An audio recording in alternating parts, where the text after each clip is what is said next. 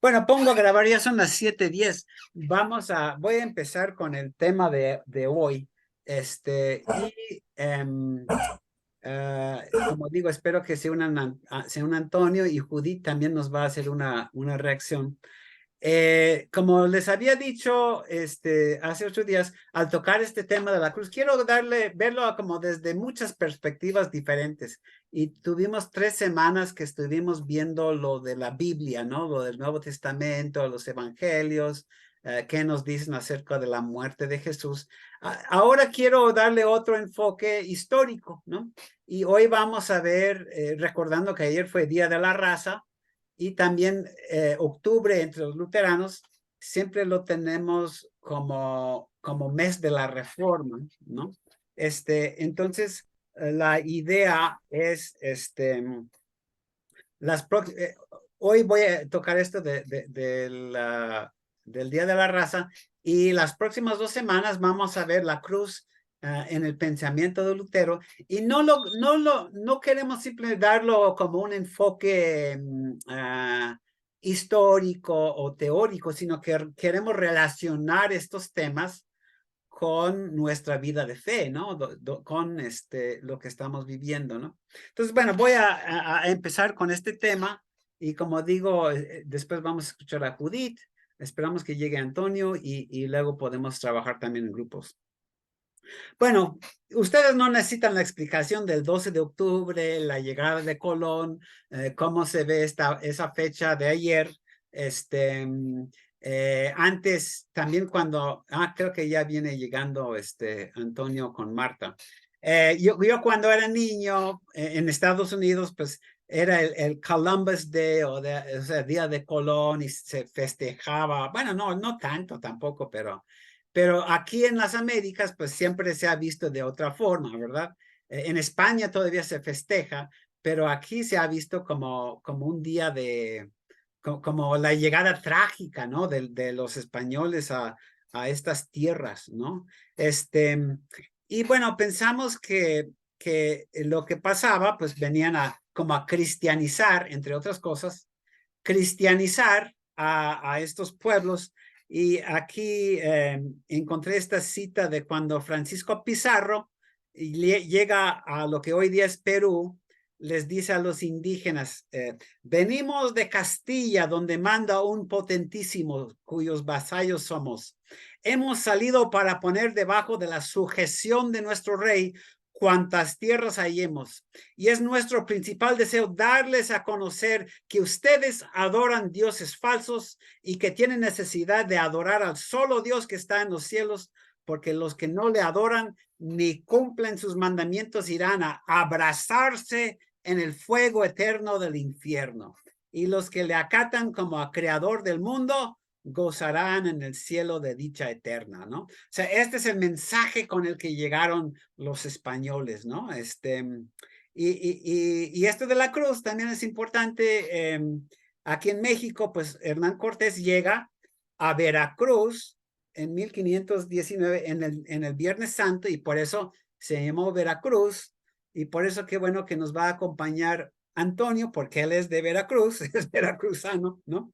Este, pero bueno, la importancia de la cruz en la conquista, ¿no?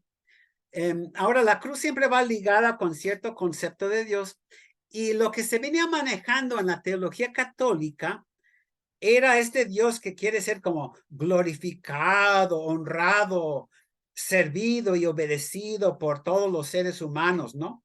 Y se manejaba esta idea de que los seres humanos le habían como robado a Dios su honor y su gloria por nuestro pecado, ¿no? Y entonces la justicia de Dios exigía que pagáramos la deuda por haberle quitado a Dios lo que le correspondía, y como no podíamos, esto decía San Anselmo, como no podíamos, pues tuvo que mandar a su hijo a sufrir en nuestro lugar y hacer ese pago, pagarle a Dios lo que le habíamos quitado de su honor y todo eso, ¿no? Entonces, esa es la interpretación que se le daba a la gente, y bueno, vemos que en la mayoría de las iglesias se sigue manejando una versión muy parecida de la cruz hoy día. Pero en los ojos de los españoles esto era lo que justificaba la conquista, ¿no? De que nosotros somos personas ya redimidas, perdonadas, aceptadas por Dios, ya contamos con su favor y ahora podemos ir, tenemos como el mandato de Dios de venir a estos pueblos y salvarlos también, convirtiéndolos a Cristo, como decía ahorita ese pasaje de Pizarro, para que no ardan eternamente en el infierno, ¿no? Sino que también reciban el mismo perdón. Pero también su misión iba más allá de eso, ¿no? Porque decían como formar parte de un proyecto de Dios, ¿no? Un proyecto de que Dios llegue a reinar en todo el mundo. Y Dios tenía que reinar en las tierras descubiertas, entre comillas, ¿no? Por los españoles, entre todos estos pueblos. La idea de lograr un mundo donde todo mundo va a rendirle honor y gloria a Dios como el rey soberano del universo y todos se van a someter como sus humildes súbditos, ¿no? Para servirle, obedecerle.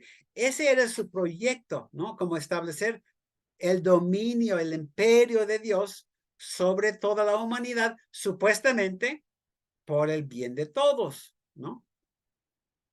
Pero en realidad lo que encontramos es un Dios hecho a la imagen de hombres como Colón o Cortés o Pizarro. O sea, un Dios que quiere sojuzgar y someter para su propia honra, gloria y poder, que podríamos llamar como un Dios imperialista, ¿no? Que busca como imponer su voluntad a la humanidad entera y amenaza con castigos y sufrimientos y muerte a quienes se niegan a someterse a ese imperio. Y la cruz servía como símbolo central de esta supuesta verdad, ¿no?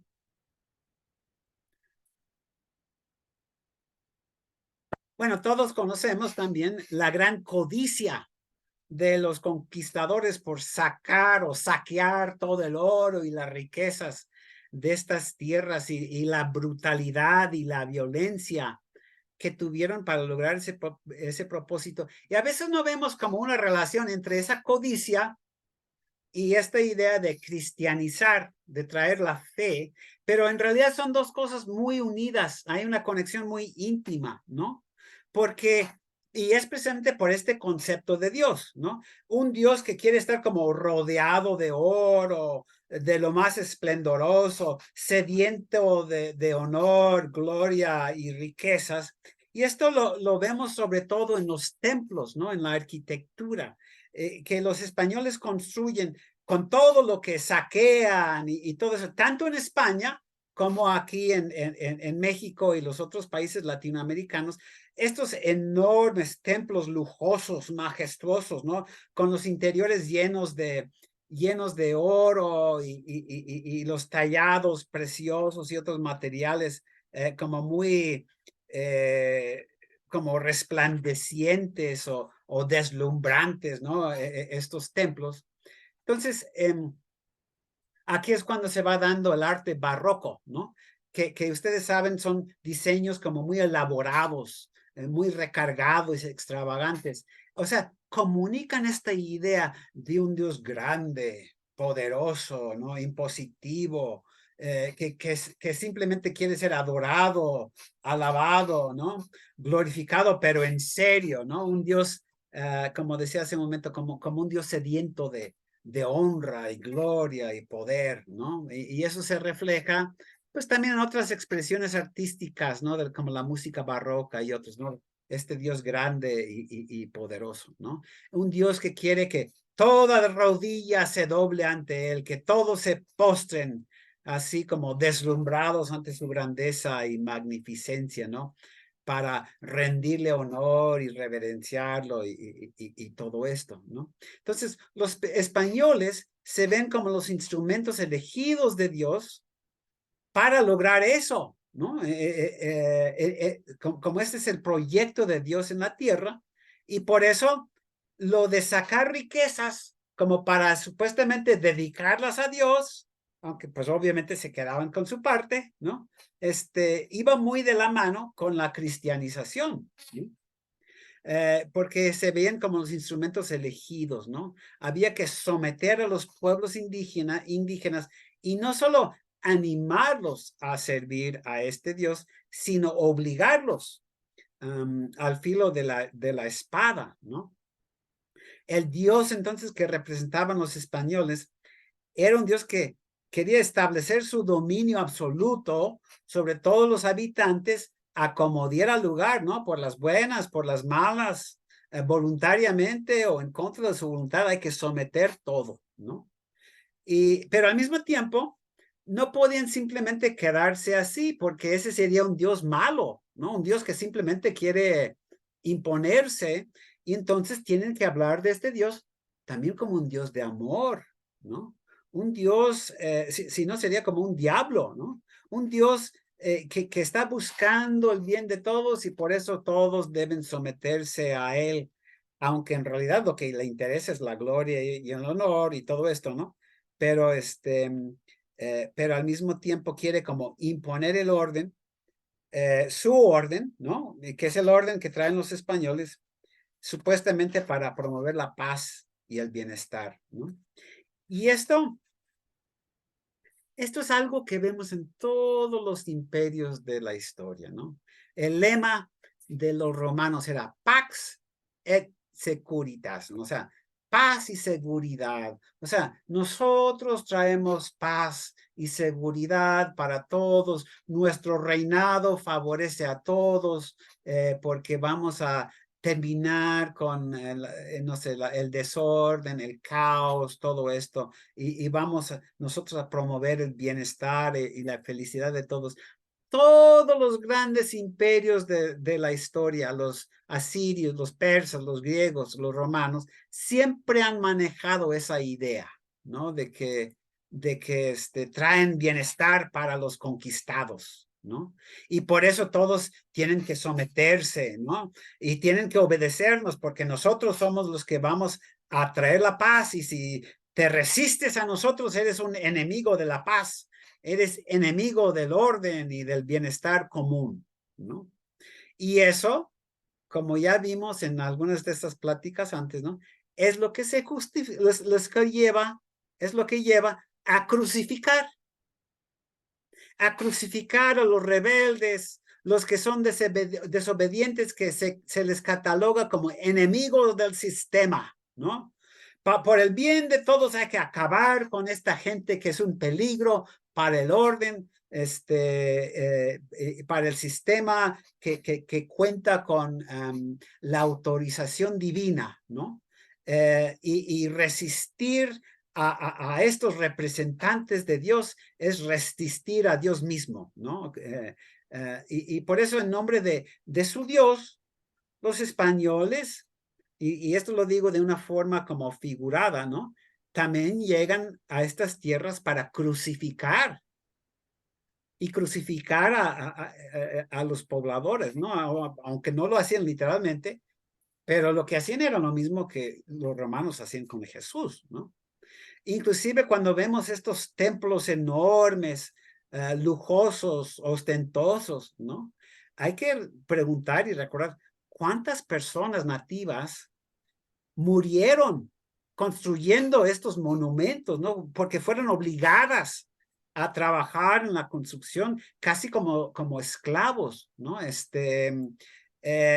¿Cuántas vidas humanas costaron, no solo de los obreros, ¿no? Sino de toda la población que tenía que, pues, no sé, inclusive las mujeres que tienen que estar alimentando y sirviendo a los trabajadores y no pueden atender a sus niños por eso. O sea, cómo todo este sistema afecta a las familias, afecta a toda la población, ¿no?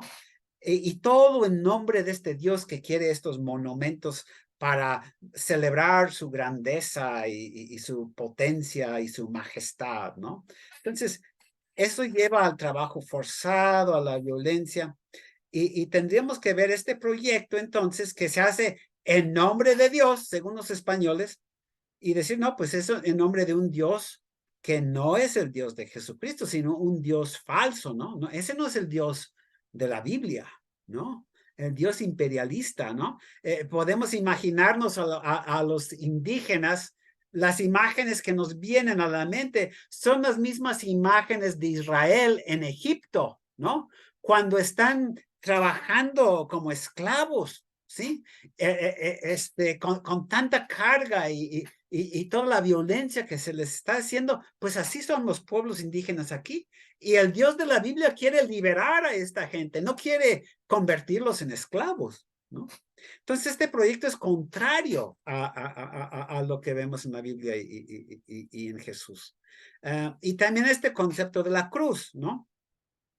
O sea, la idea de que Dios mandó a su hijo a la cruz para satisfacer su justicia, obtener de él la honra y la obediencia que los seres humanos le habían robado y que le debían, ¿no? Es un Dios que no perdona, sino que exige el castigo por las ofensas que han cometido los seres humanos en contra de él, aun si tiene que ver morir a su hijo en una cruz. O sea, este Dios que su justicia solamente puede ser satisfecha con sangre y muerte, ¿no? Entonces,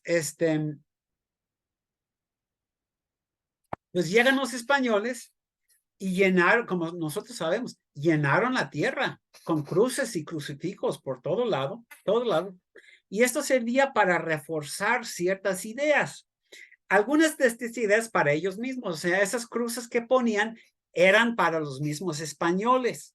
Y a ellos les recordaban, pues, que eran como el pueblo elegido, que Cristo había logrado de que contaran con el favor divino, el perdón y el favor de Dios, y que sí que había pagado un precio muy alto para eso. También les recordaba que así como Dios había sacrificado a su hijo, pues ellos también tenían que entregarse por completo a este proyecto. Y sabemos que también para los conquistadores, o sea, muchos de ellos murieron, tuvieron que luchar y todo eso. Entonces, estas imágenes también les recordaban, bueno, ustedes que están dedicados a este proyecto de Dios de imponer su imperio por todas partes, ustedes también van a tener que sufrir y sacrificarse igual que Jesús, ¿verdad?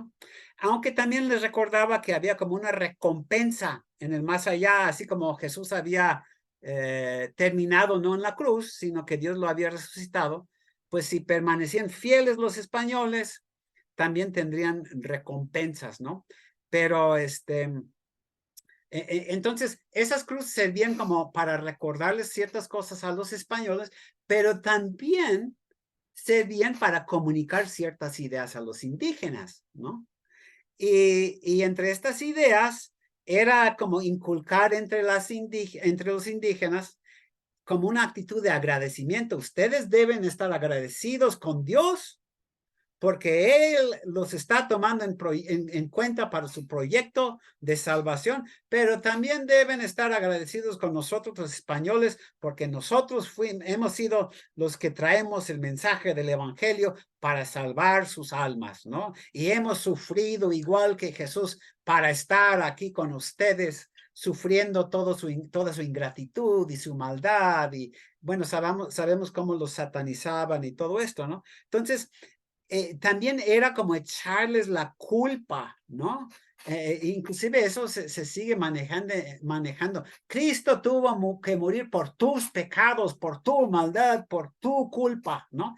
Y es como rebajar a la gente así de que tú eres malo y por eso Cristo tuvo que morir. Dios tuvo que dar su propio hijo por eso, ¿no? Y eso tenía como fin llevar a los indígenas a someterse, ¿no? Como estos son nuestros benefactores que nos vienen a salvar nuestras almas y comunicarles la idea de que tenían que obedecer a Dios en todo, ¿no? Y también recordarles, es otro fin que realmente es para mí muy lamentable, ¿no? De ver a este Cristo sufriendo, y ustedes saben que en muchos templos se manejan estas imágenes de Cristo todo golpeado, lleno de sangre, cargando su cruz, ya no puede, o está colgado en lo alto, todo maltratado y todo esto, de decirles a los pueblos, ustedes también tienen que sufrir, ¿no? Ustedes que están construyendo estos templos enormes para glorificar a Dios, pues también tienen que sufrir igual que Jesús, igual que el Hijo de Dios, ¿no?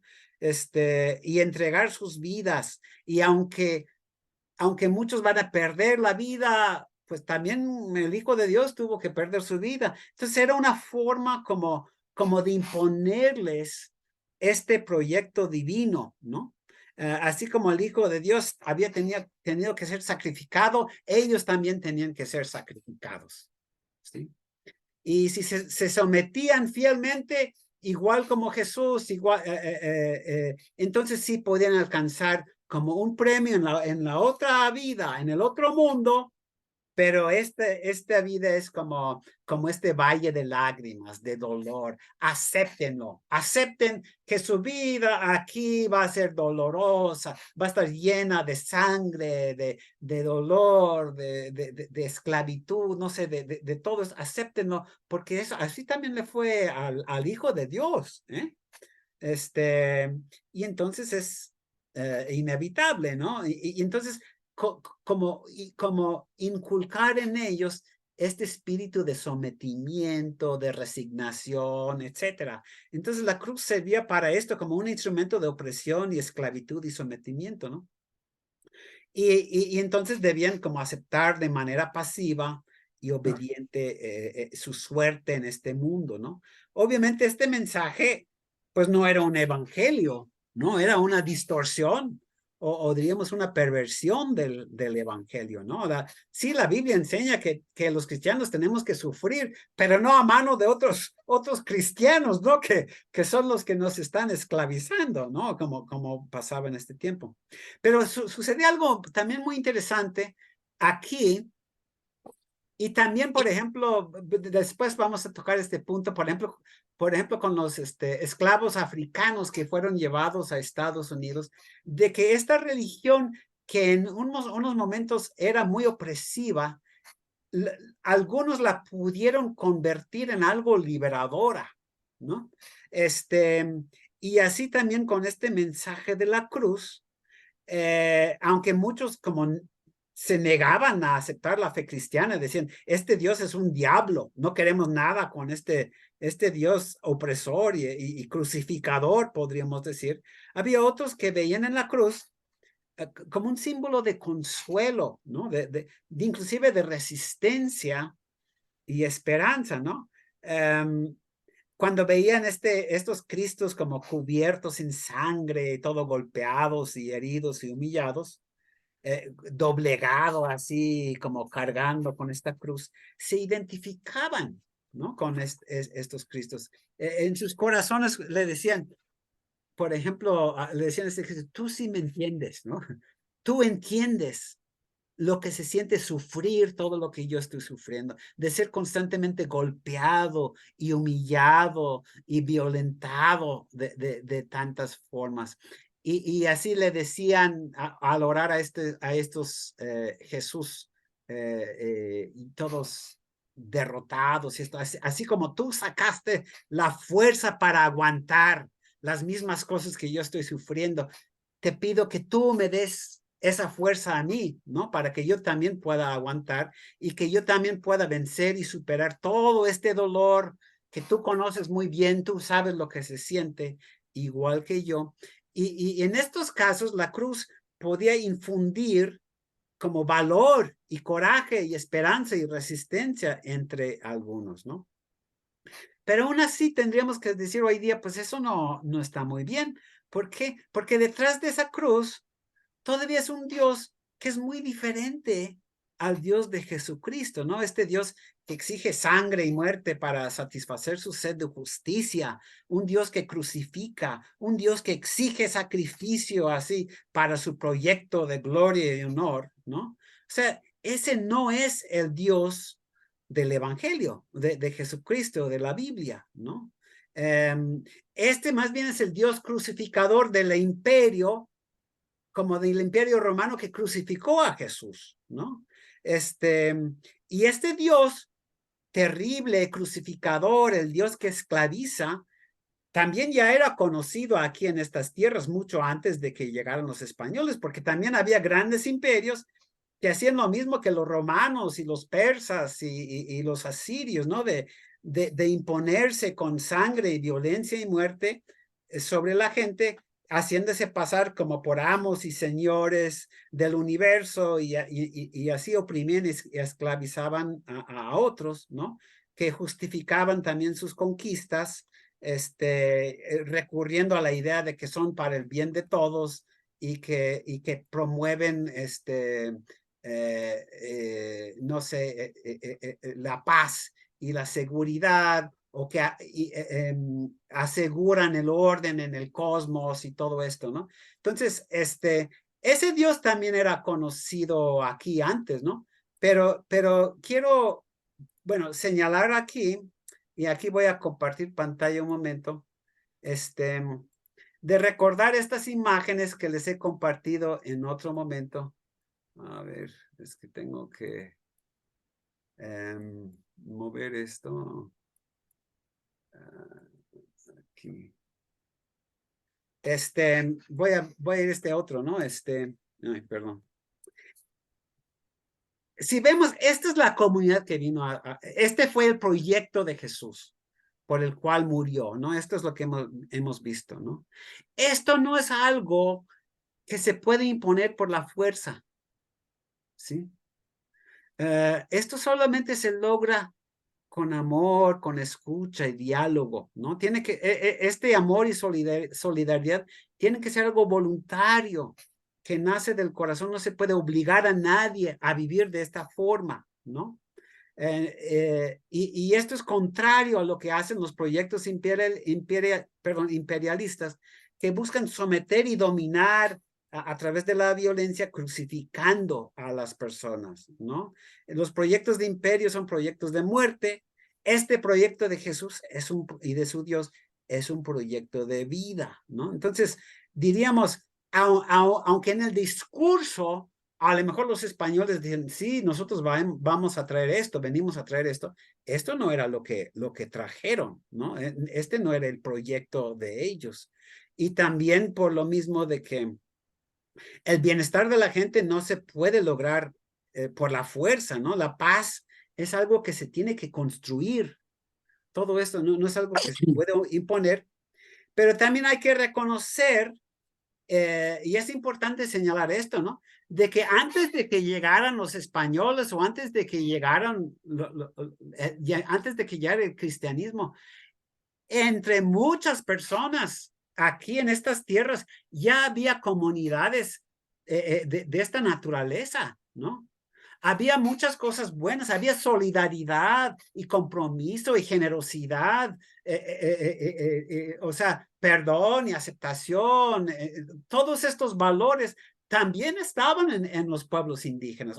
Obviamente, siempre hay de todo, ¿no? Justos y pecadores y todo esto, pero entre muchos ya había esto, ¿no? Y por eso cuando vienen los españoles como a satanizar a todos estos pobladores como no cristianos, en lugar de apreciar todo lo bueno, lo justo que había entre ellos, ¿no? Entre ellos y ellas, ¿no? Entonces, si este es nuestro proyecto hoy, ¿no? Para terminar, esto es lo que vamos a buscar, dialogando con los demás, no imponiendo, ¿no? Y por eso como cristianos salimos al mundo con este mensaje de la cruz, ¿no? Que la cruz que es tanto un sí a esto como hemos visto, pero también un no a todo esto. Pero esto lo hacemos en solidaridad con otros, ¿no? Con otras personas que comparten la misma visión, los mismos valores, este mismo proyecto, inclusive si su fe o su cosmovisión es distinta a la nuestra, salimos a dialogar, no a imponer, ¿no? Y entonces, en fin, la cruz que somos llamados a poner en alto no es la cruz que trajeron los conquistadores, sino la cruz de Cristo, que se resiste a los proyectos de imperio y dominio en lugar de justificarlos o promoverlos, ¿no? Con cargar la cruz de Cristo no significa imponer o violentar, sino más bien acompañar en amor y solidaridad y estar dispuestos a pagar el precio necesario para lograr que ese amor y solidaridad vayan extendiéndose cada vez más entre nosotros y los demás, aun cuando en muchos momentos, como hemos visto en semanas anteriores, eso significa dolor, sacrificio, a veces inclusive muerte, pero es un proyecto de vida, ¿no? Bueno, eso es lo que quería compartir. Empezamos un poco tarde, por eso creo que me pasé un poquito, pero vamos a escuchar a Antonio y Judith. Y Antonio, como mencioné, es de Veracruz. Él es miembro de la iglesia de un pastor durante muchos años. Adelante, Antonio, queremos escuchar tu reacción. Muchas gracias. ¿Se escucha? Sí. Sí, perfecto. Muchas gracias por la oportunidad de hacer un comentario aquí. Quiero advertir que mi formación no es eclesial, mi formación es profesional y pues yo he tenido que caminar por el camino de la ciencia. Ese ha sido y desde luego, siendo miembro de la Buen Pastor, estoy interiorizándome cada vez más y más y aceptando y aprendiendo de las enseñanzas que he tenido oportunidad de recibir. Quiero comenzar recordando algo que ya David ha mencionado varias veces, el antecedente imperial antes de Jesucristo. Ese ya existía, ya nos lo comentó muy bien, pero lo que quiero añadir es que ese antecedente imperial sigue en nuestros días de una manera diferente, pero está también el antecedente imperial. Seguimos viviendo en ese entorno. Y mencionaría yo, así como los casos que ha habido de los asirios, etcétera, en el pasado, pues ahora cito al mundo bipolar, que está dividido pues en dos grandes polos. Parece que ahora vamos camino a un tripolar, pero el mismo concepto de imperio, como que si esto fuera una parte de nosotros los humanos. Yo no sé de dónde viene, yo no sé si viene de nuestras raíces muy remotas,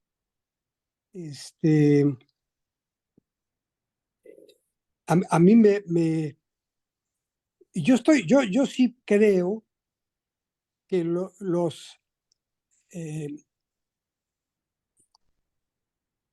que nosotros somos producto de una evolución en la naturaleza y que los antropoides, como nosotros, estamos relacionados.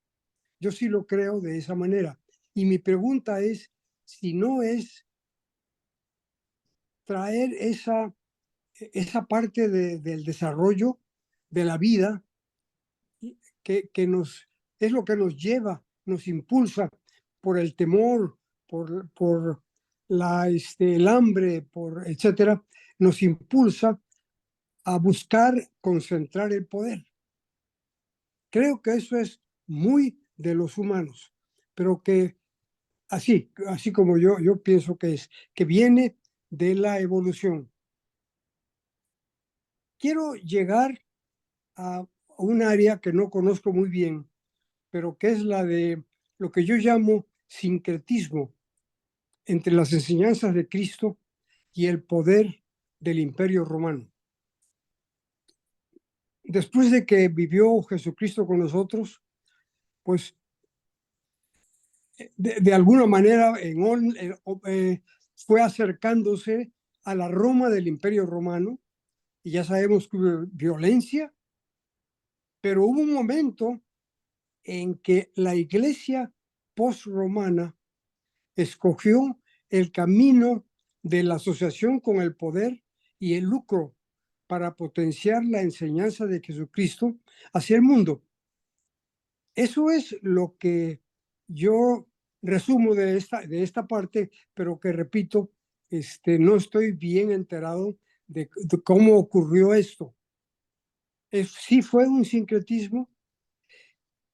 ¿Sería esto porque la enseñanza de Jesucristo y su método requeriría un sacrificio humano intolerable o poco práctico para el sacerdocio?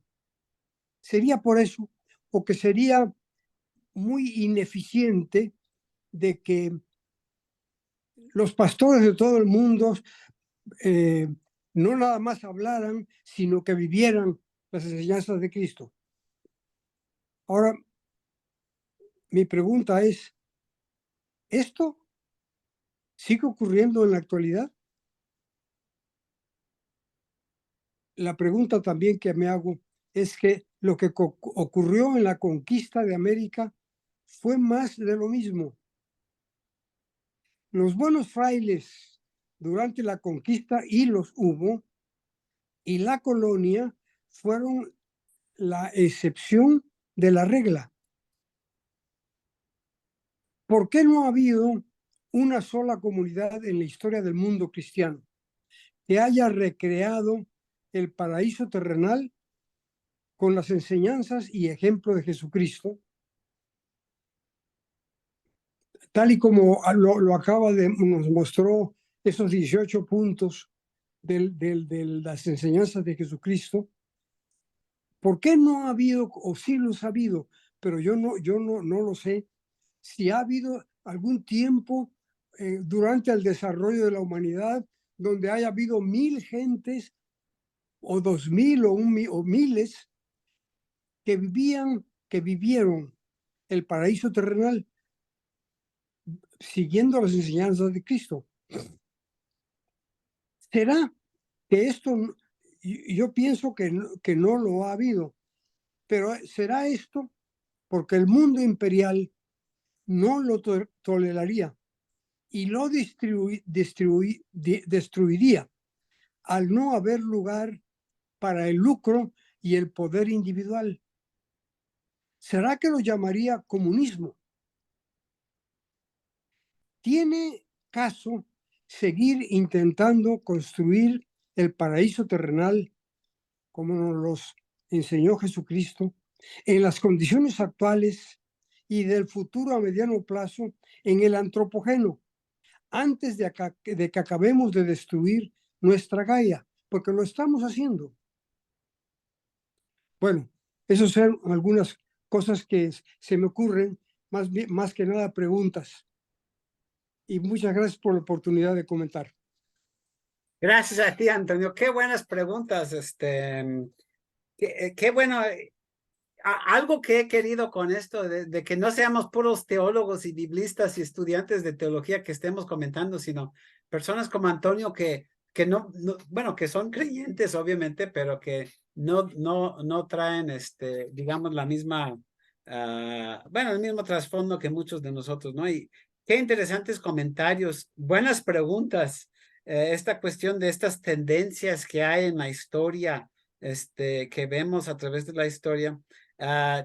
Tienes mucha razón de esto. En algún momento la iglesia elige este mismo camino del imperio y como decía yo, se contradice a sí mismo. Si en un principio es el imperio el que está crucificando a Jesús, en algún momento tanto los cristianos y sus gobernantes se convierten en los que crucifican y dejan de ser los crucificados, ¿no? Esto del sincretismo, creo que hay que decir, yo creo que hay sincretismo bueno y hay sincretismo malo, ¿no? Así como podríamos ver, por ejemplo, con la conquista. Los españoles, inclusive los que eran buenos, como tú dices, Antonio, que sin duda los hubo, ¿no?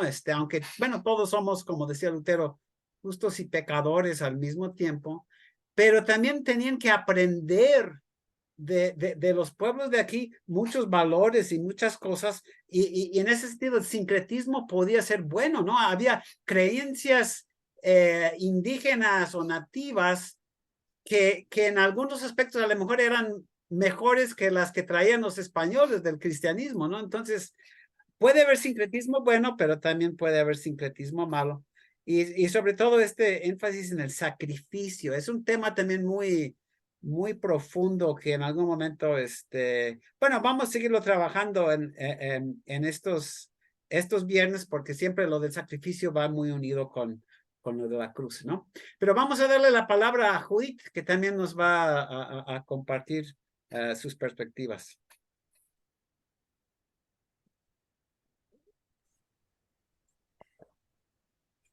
Bueno, pues hay, como dice Antonio, ¿no? Verdaderamente habrá habido en algún momento alguna iglesia que haya podido tener la visión, ¿sí? De llevar a cabo los pasos de Jesús, de armar un grupo de personas y enseñarles a amar a su prójimo como a sí mismos, amar al Señor su Dios con todo su corazón, con toda su alma y con toda su mente, como dice la Escritura. Pero habrá habido en algún momento o siempre también como dice usted, maestro, el poder ciega. Y el poder es el que creo que ha impedido que haya ese tipo de iglesias a la que se está refiriendo Antonio. Porque alguien a quien ponen al frente de un grupo de personas, ¿sí? Inmediatamente quiere someter a otros. Inmediatamente, y sobre todo si traen como los conquistadores, ¿no? La supuesta cruz por delante, ¿sí? Al ver la cantidad de oro que para ellos era pues un metal de mucho precio, cuando que aquí, como había tierra, había oro, pues para aquí no era tan importante para el hombre, ¿sí? Sino que el oro era para sus dioses, ¿no? Pero definitivamente que la ambición, el poder y el tener personas muchas veces a su cargo y sobre todo en algo que fue como la conquista. De verdad que vemos que son muchas cosas, ¿sí? Porque presentan a un supuesto Dios crucificado que ellos, ¿sí? Por medio de ese mismo Dios crucifican a los que están viviendo en esa tierra, ¿no? O sea, no se pusieron a ver las maravillas de que había, esa sabiduría que había en ese pueblo, ¿no? Están viendo delante de ellos esas eh, construcciones que hicieron y sobre de ellas ponen, como dice usted, maestro, los templos llenos de oro, como para decir, este Dios sí es poderoso porque está lleno de oro. La verdad es que pues es un simple metal, ¿no? Que a muchos los ha llevado pues a cometer atrocidades en aquel entonces y en este momento también, ¿sí? Porque cuántas personas en esta misma República Mexicana, ¿no? Están llenos, pero con unas cifras increíbles de dinero y de poder que ni ellos ni sus nietos se lo van a poder terminar nunca. Y aquí están, ¿no? Sacrificando, matando a personas de hambre por el poder del oro, por el poder de un billete, por el poder de un dinero, ¿sí? Entonces es como mucho reflexionar, como usted dice, este es el Dios crucificador de los imperios que también crucificaban igual que él. O sea, de verdad que yo estoy admirada con este trabajo que hizo y enojada, enojada porque tiene razón. O sea, esa invasión de una tierra ajena a la que vinieron y que todavía no terminan de saquear. Y no solamente los mismos españoles, sino los europeos en sí, ¿no? Entonces, creo que sí, sí hay un Dios de bondad y si hay un Jesucristo y si hay una imagen, ¿sí? Que yo amo y que venero, ¿sí?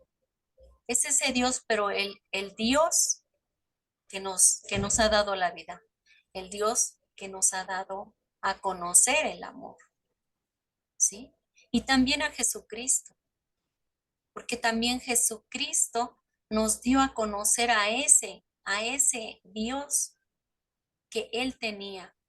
Pero definitivamente el Dios de Jesucristo no es el que trajeron los españoles. Definitivamente el Dios de Jesucristo no es el de muchas iglesias que se encargan de poner cargas encima de las personas que con toda su angustia y su necesidad se acercan a una iglesia, ¿sí? Para ser más apaleados, crucificados y oprimidos en sus bolsillos. Es que continuamos, como dice Antonio, teniendo ese mismo Dios ahora en este tiempo en las iglesias. Y sí, quisiéramos, y creo que muchos con todo su corazón, que hubiera así ese paraíso de un lugar que fuera de verdad un lugar de refugio, un lugar donde hubiera comunión entre todos, un lugar donde hubiera empatía por el otro, ¿no? Un lugar donde no porque a uno le sobre o al otro le falte, sino donde hubiera por lo menos una escucha, ¿sí? Que hubiera una escucha de los problemas del otro y ayudarlos, ¿sí? Pero no por nosotros, sino porque el que en nosotros vive.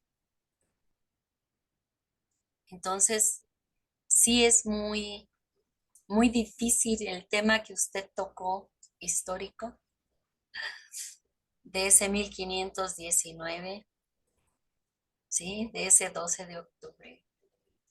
Es muy difícil. Y la verdad, de algunas iglesias de las que yo viví y padecí,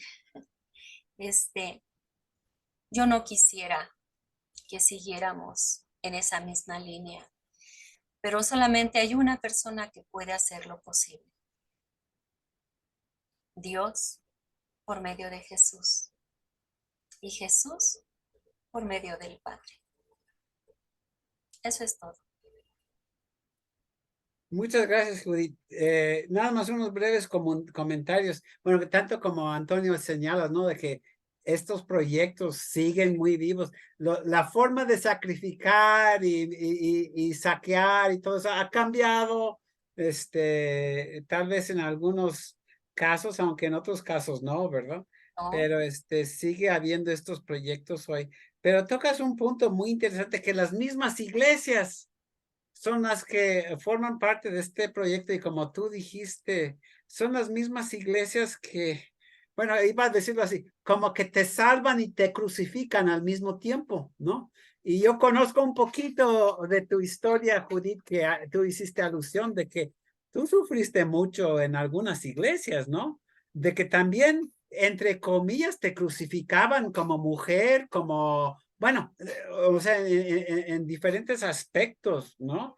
Este, y la misma iglesia, ¿no? O sea, de enriquecerse a tu costa con tu sangre, con, no sé, tengo una alumna que estaba contando de que en su iglesia todos los sábados sin falta las mujeres tenían que ir a cocinar para vender Sí, cosas y si sí, faltaban, sí, y si faltaban, o sea, y contaban con toda la ira de Dios y el pastor al mismo tiempo, y era esclavizarlas igual, igual.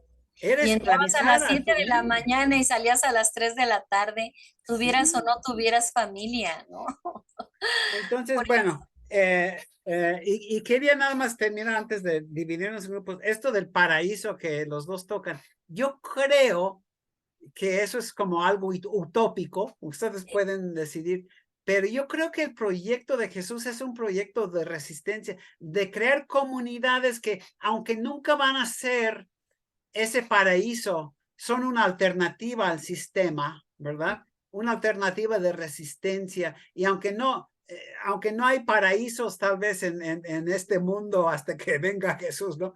Pero hay estas bolsas o pequeños grupos, comunidades, donde sí todos comparten estos valores, esta imagen que compartí, este compromiso de decir sí a esto y no a esto. Entonces yo creo que eso es lo que tiene que ser nuestro proyecto hoy. Y antes de dividirnos en grupos, nada más quiero recalcar eso, ¿no? Podemos discutir mucho de historia, pero ¿qué significa todo esto para nosotros hoy día, en nuestro caminar diario, en nuestras relaciones con los demás, en la forma de ser iglesia? O comunidad cristiana, porque hay gente que dice, no, yo ya no formo parte de ninguna iglesia, pero es, por ejemplo, aquí somos una comunidad cristiana, aunque no somos iglesia, ¿no?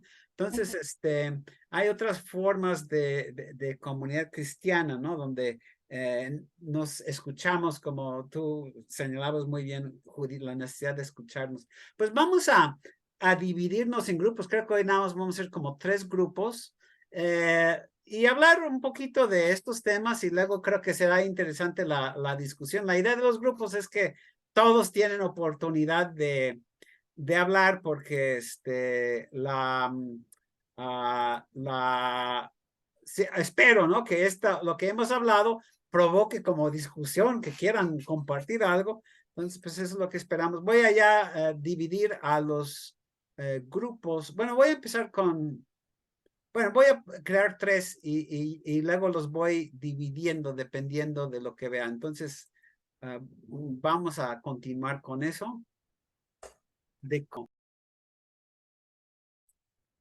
Muy bien, pues ya estamos de regreso. Tal vez perdimos 1 o 2 personas, pero la mayoría siguen con nosotros. Escuchamos lo que dijeron en sus grupos. ¿Qué nos comparten?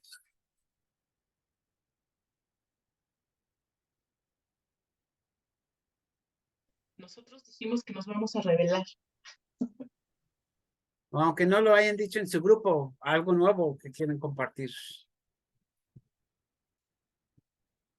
que nos vamos a revelar, profesor Brondos, contra la ¿Cómo? cruz, que nos vamos a rebelar contra la cruz, Ah, contra la cruz. sí, Ah. contra la cruz. Bueno, es que para mí la idea es la cruz bien entendida o mal entendida. Igual como estamos comentando, o sea, el Dios que trajeron, él era el verdadero Dios o un Dios mal interpretado. Y yo siento que muchas veces sí hay que rebelarnos contra la cruz. De hecho, hay esta imagen que en algún momento quiero compartir. Creo que es de Orozco, no sé, de Jesús con el hacha cortando las cruces, ¿se acuerdan? Y hay que hacer eso, ¿no? Y hay que rebelarse contra la cruz, sin duda, en algún sentido, ¿no? Pero también hay que cargarla, ¿no? ¿Qué significa cargarla y al mismo tiempo rebelarse contra ella? No sé.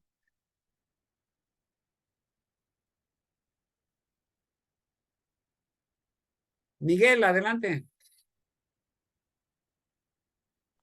No, pues primero agradecer el ejercicio de los grupos, porque Es bien interesante cómo despierta diferentes cosas en cada uno de nosotras y nosotras, lo que escuchamos de ti, de Antonio, de Judith. Y sí, una de las cosas que platicábamos, me tocó en el grupo con Silvia, y también tenemos la idea de que los pequeños grupos nos vayamos a tomar un café después para seguir platicando, para aprovechar más tiempo. Pero una de las cosas que me llamó mucho la atención y que quería comentarlo porque creo que también es un signo de esperanza, es que coincidíamos en que sí hay comunidades que si bien no son perfectas, sí son una alternativa. Entonces, muchos hemos sufrido por estas cuestiones de las comunidades que entienden la cruz como un sistema de dominación y de opresión, pero hay otras comunidades, no necesariamente iglesias, pero sí comunidades donde la fe, la espiritualidad, la resistencia, la lucha por la justicia y la paz están presentes y son un signo de esperanza también, ¿no? Y también decíamos esto de resignificar la cruz, que ha ido perdida, decía Sergio, se ha ido como diluyendo y se ha ido convirtiendo en algo que no es. Entonces, resignificar, y este espacio es buenísimo para eso, la cruz, no como un símbolo de dominación, de imposición, de fálico, como tú decías, sino como un signo de resistencia, de lucha y de esperanza, ¿no? Entonces, como resignificar esa parte de la cruz. Entonces, bueno, sí, eso más o menos platicamos, no sé si alguien ahí del grupo quisiera comentar también. Bueno, mientras alguien diga algo, nada más voy a decir, yo creo que si hiciera esta pregunta, todos levantarían la mano. ¿Cuántos de ustedes han sido crucificados por su propia iglesia, por su propia congregación? O sea, yo creo que todos diríamos, pues, o sea, nuestras mismas iglesias nos crucifican, ¿sí? Entonces, por ahí hay que comenzar también, ¿no? De resignificar la cruz, pero también de decir esto no está bien, ¿no? O sea, las mismas iglesias son las que son las violentas, son las conquistadoras, ¿no? De hoy día. ¿Queremos escuchar a alguien más? Yo quiero escuchar a Esther, aunque creo que la vamos a escuchar la otra semana. Bienvenida, Esther. Pues en el grupo, no sé, yo llegué tarde al grupo y cuando llegué estaban hablando del COVID, pero bueno, retomando lo que se platicó y lo que dices ahorita, ¿no? Creo que esa es la parte más triste, el encontrarnos en que nuestras propias iglesias nos crucifican, ¿no? Y no es una sola vez, digo, por lo menos mi experiencia de vida ha sido en diferentes denominaciones, ¿no? Porque tampoco puedo decir nada más la luterana, ha sido en la nazarena, ha sido en la bautista, ¿no? Y siempre ha sido por estos roles de poder, esta cuestión de querer tener el control. Y creo que esa es la parte por la cual cuando yo decidí ser pastora, yo siempre dije, ¿no? Mi ministerio y mi pastoral tiene que estar fundamentado en el amor, en el mismo ministerio de Jesús, en ese acompañamiento, en esa justicia, búsqueda de igualdad, de equidad. Y yo hoy por hoy me rijo en esa cuestión y digo, bueno, ahorita de hecho estoy sin iglesia mía como comunidad, estoy ahorita tratando de convivir con Miguel, pero al final de cuentas, yo siempre he dicho que no necesito, o sea, no necesito ser pastora dentro de una iglesia, ¿no? Creo que mi pastoral va más allá en todo esto que hago actualmente de dar acompañamiento a los colectivos de las mamás buscadoras, estar dando terapia. Mucho de la terapia lo hago también amor a las personas, porque a veces ni cobro. Yo sé que tiene que tener un costo, pero sé que hay personas que lo necesitan, ¿no? Y a veces me gana más el amor. Entonces, yo sí creo que podemos reconstruir iglesias. A veces digo y siempre he dicho, debe de haber otra Martina Lutera, que venga y reforme y vuelva a reformar una y otra vez, ¿no? Que vuelva a reconstruir y vuelva a luchar contra ese poder de algunas iglesias que lo toman y se sienten dueños de los espacios, ¿no? Y a veces no se dan cuenta del daño que alcanzan a hacer con palabras, con cosas, con una simple palabra puedes destruir mucho, ¿no? Entonces, creo que esa es la parte de a veces de analizar cuántas veces hemos sido crucificados, pero gracias a Dios cuántas veces pues hemos sido reencontrados, ¿no? Yo afortunadamente a veces digo, hijos, me volvieron a crucificar y a veces pues entra esta parte de la decepción, ¿no? Pero siempre he tenido maravillosas personas que están a mi lado y me vuelven a jalar, ¿no? En esta ocasión, pues Miguel me ha vuelto a jalar, ¿no? Así como, ahí va el curita, ¿no? No pasa nada. Entonces, digo, creo que es parte del crecimiento, pero es parte de lo que tenemos que ir, pues, dialogando, reflexionando, visibilizando también, ¿no? Que esa es la parte, creo que un poco más difícil. Qué interesante, Esther, gracias. ¿Quién más? Bárbara. Pues quizás hablar un punto a favor es que los españoles no nos exterminaron como en Estados Unidos. Y ahí que sería otro tema bueno en tratar es el puritanismo, porque lo que exterminó a los indígenas, bueno, en Estados Unidos fue los evangélicos puritanistas, ¿no? Entonces, creo que también es un tema muy importante tratar, y dentro de las cosas buenas es que nos tocó que sí nos vieran a lo mejor como humanos, porque se mezclaron, se casaron y tuvieron el mestizaje, y creo que eso nos salvó. Y nos salvó, y que pues también hubo sacerdotes que nos veían bueno, que los veían como seres humanos, como hijos de Dios, y pues gracias a Dios que sí hubo esa gente que dio educación, que respetó y que perseveró la vida, y no fuimos exterminados como en Estados Unidos. De opinión. Sí, muy interesante. Y bueno, es interesante ver cómo, por ejemplo, los puritanos que dices y otros grupos cristianos que inclusive querían crear su paraíso en la tierra, ¿no? Pero excluyendo a los indígenas, pero hubo otros que sí convivieron, bueno, relativamente bien con los indígenas. Cuando estaba haciendo esto, aquí, esta investigación, vi que ponen 12 de octubre, Día de la Raza, pero hay algunos, dice Día de la Resistencia Indígena, y me llama la atención la resistencia, o sea, la cruz, en un principio, bueno, si hablamos de resignificarla, es resistencia también, ¿no?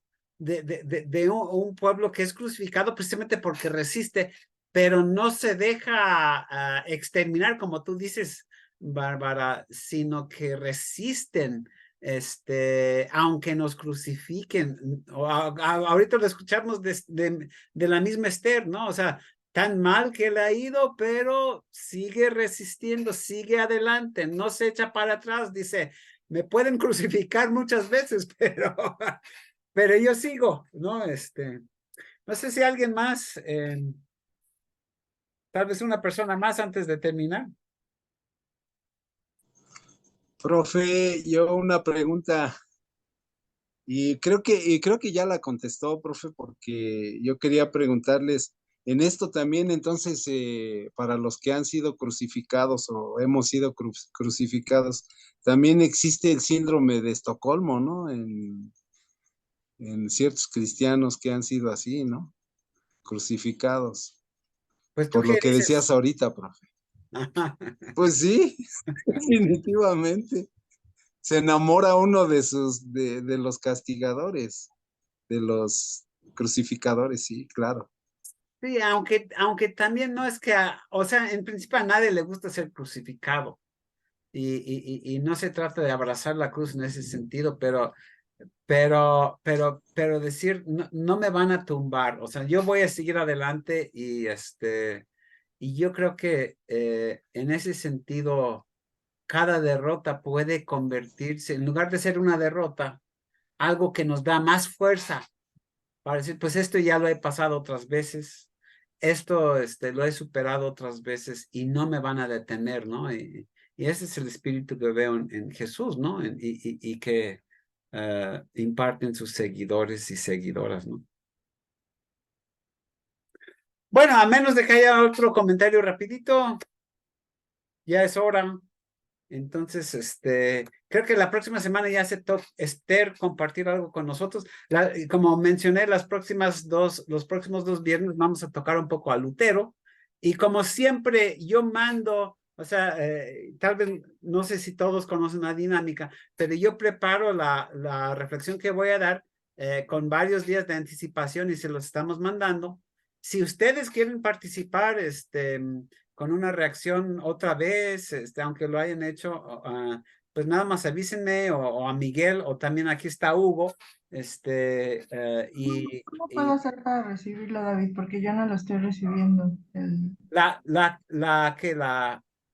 Pues el, el texto o la grabación o la invitación. el texto.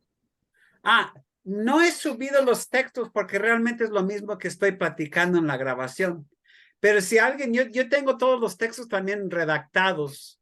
Y si alguien quiere, con mucho gusto, creo que tienen mi correo, si no, bueno, aquí lo puedo poner en el chat. Es deabrondos@semla.mx. Entonces, me pueden escribir para compartir eso. Digo, para que les comparta también por escrito las presentaciones. Pero yo sigo subiendo los videos a YouTube y también los comparto con Miguel y Hugo para que estén en las páginas de Facebook de la Iglesia Luterana, del Pastor AR y de la capellanía de la comunidad teológica. Terminamos, Miguel. ¿Tienes algún anuncio? ¿Algo quieres No, compartir? gracias, David. No, 10 segundos nada más por lo que decía la compañera Elizabeth. Sobre los textos, nada más para explicar un poquito, la idea es que quien va a reaccionar recibe un poco antes del viernes el texto para que pueda como conocerlo y saber sobre qué va a reaccionar, sobre qué va a hacer su reacción. No es que se está mandando a todos y todas las que estamos conectados, sino quien dice, la próxima semana yo me apunto para reaccionar, entonces les hacemos llegar el texto, ya sea Hugo, David o yo, con unos 2 o 3 días antes del viernes para que puedan reaccionar. Nada más quería hacer esa pequeña aclaración, David, gracias. Y siempre estamos buscando voluntarios. ¿Te quieres animar, Elizabeth, a dar una reacción un viernes de estos? Nos encantaría igual. Sí, claro que sí. Muy bien. Creo que también, no sé, o sea, cualquiera que está aquí, también veo, ya le ha tocado una vez a Silvia, a Olber, pero igual Alfredo, Sergio, Bárbara, Viviana, siempre estamos buscando más personas para pues entablar este diálogo. Entonces, como digo, aquí está mi correo, o a través de Facebook de la comunidad, o de la capellana de la comunidad, o el Facebook de la iglesia, pues le pueden avisar esto, pero los estaremos tomando en cuenta entonces los próximos viernes. Ajá. Bueno, yo creo que con eso terminamos. Con gusto. Muy bien, Sergio. Con esto terminamos y Gracias. yo siempre me quedo un poquito si alguien quiere platicar o saludar un poquito más, pero termino de grabar y nos vemos, Dios mediante, el próximo viernes.